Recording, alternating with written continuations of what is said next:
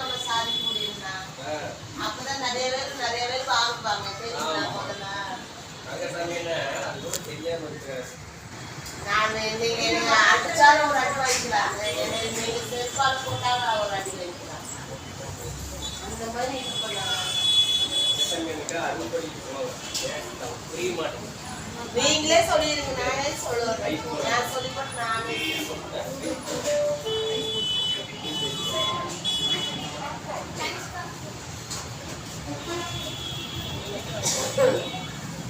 தாத்தா வெளியே போடுறது நம்ம டேபிள் அண்ணன் தான் சொன்னாரு வெளியே போட சொல்லி.